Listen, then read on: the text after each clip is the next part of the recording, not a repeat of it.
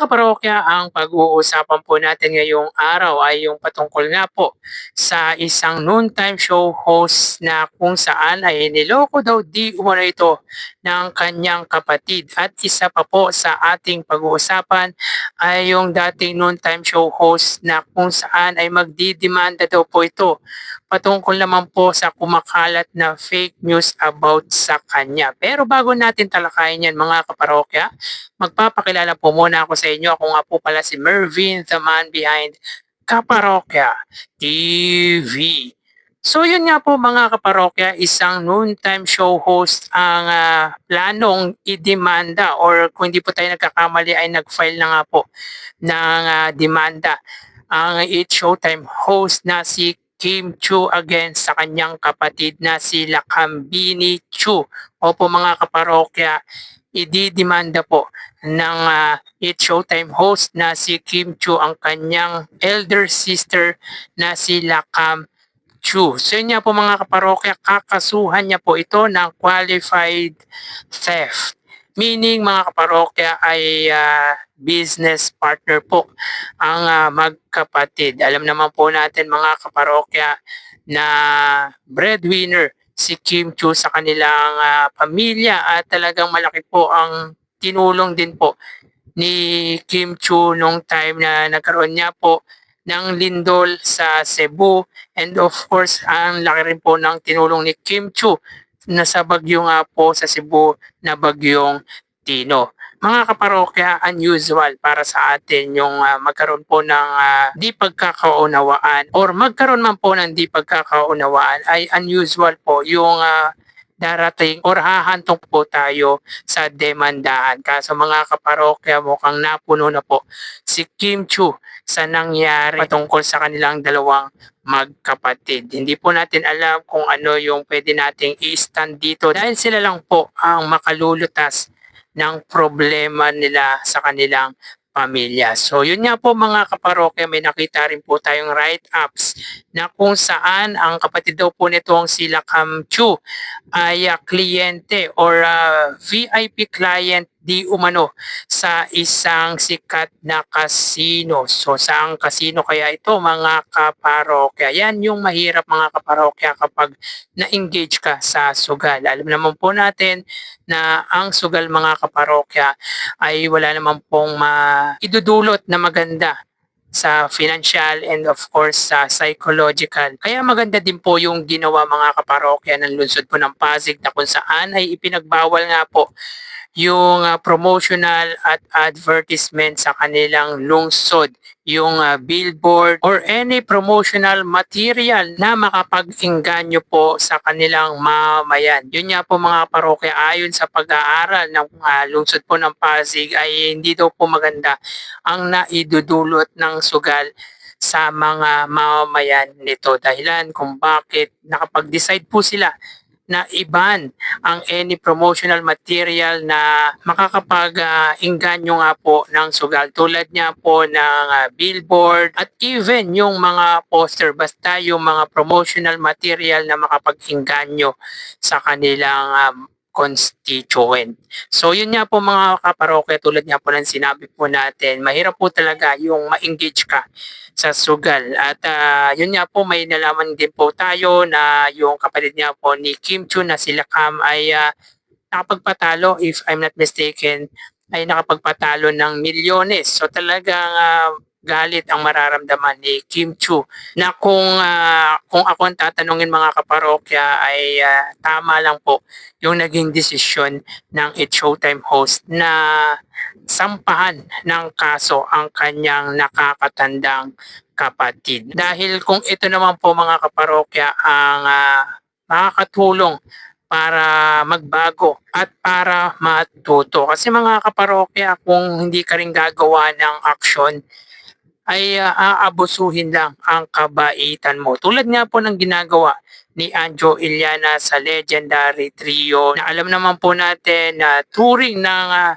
Eat Bulaga ng Tito Vic and Joey dito ay hindi lang po kumpare, hindi lang po dating katrabaho, kundi kapatid na rin po ang touring ng mga ito sa dating nakatrabaho.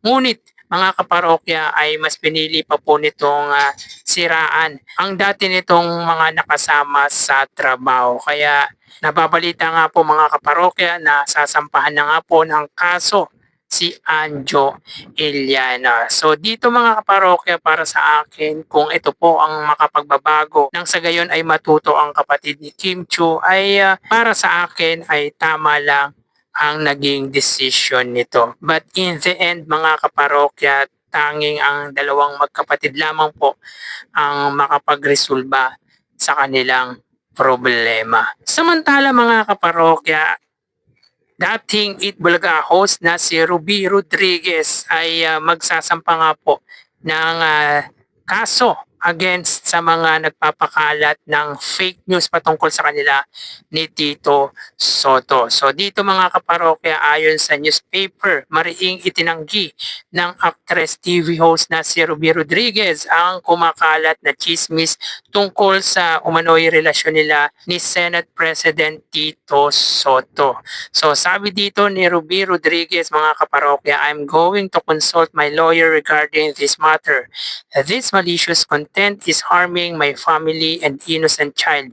This is too much." Sobra nga po to mga kaparokya. Yung mga nagpapakalat ng fake news, nagpapakalat ng kasiraan patungkol kay Ruby Rodriguez ay hindi po maganda, lalo na't alam naman po natin na may anak nga pong special child si Ruby Rodriguez. Yan ang hindi naiisip ng mga nagpapakalat ng ganitong information, sapagkat hindi po nila naiisip na may pamilyang masasaktan. At isa nga po sa nakikita po nating dahilan dyan ay yung paninira nito kay Senate President Tito Soto. Alam naman po natin mga kaparokya na masyadong relevant si Senate President Tito Soto. Kaya gano'n na lang po siya siraan.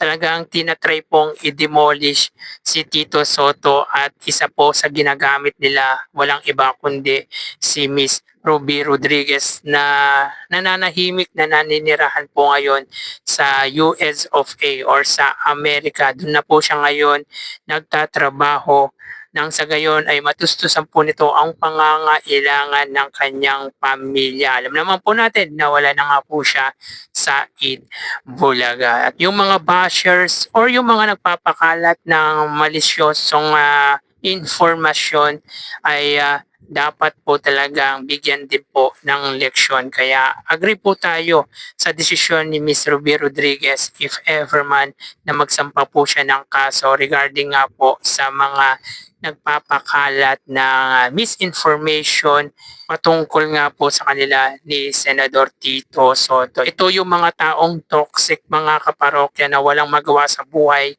kundi ang siraan ang isang tao. Nadadamay pa pati yung mga nananahimik tulad niya po ni Miss Ruby Rodriguez na maayos na ibinubuhay ang kanyang pamilya.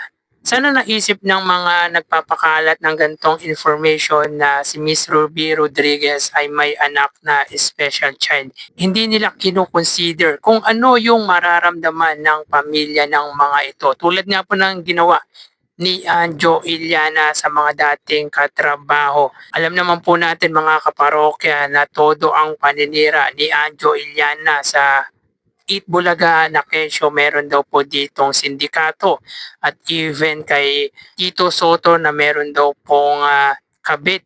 Hindi nito naisip na pwedeng maapektuhan yung mga pamilya, yung anak, yung asawa ni Tito Soto. Ganon din po mga kaparokya yung sitwasyon ngayon ni Miss Ruby Rodriguez. Dito mas nakikita po natin na political motive para siraan din po ang kasalukuyang Senate President na si Tito Soto gamit si Miss Ruby Rodriguez. Sana gawan nga po ng action ito. Di lang po ni Miss Ruby Rodriguez, pati na rin po ni Senador Tito Soto. Nang sa gayon ay matuto at mabigyan po ng leksyon yung mga nagpapakalat ng misinformation. Masakit to mga kaparokya. Di kay Miss Ruby Rodriguez, kundi sa mga pamilya nito dahil ang mga ito mga kaparokya kung alam naman nila na hindi totoo ay mas pipiliin nila yung manahimik na lang dahil alam nila na hindi totoo. Pero yung pamilya, yung maapektuhan nito ang siyang mas iniisip dahilan kung bakit magsasampa sila ng kaukulang kaso. So dapat para sa akin ay gawan nga po ng aksyon ito ni Miss Ruby Rodriguez at ni Senate President Tito Soto. So kayo mga parokya, anong masasabi nyo patungkol sa pinag-usapan natin ngayong araw po? So paki-comment po mga kaparokya yung opinion or yung reaction nyo regarding nga po dito. So hanggang dito na lang po tayo mga parokya. Magsingat po tayo palagi. Thank you and God bless.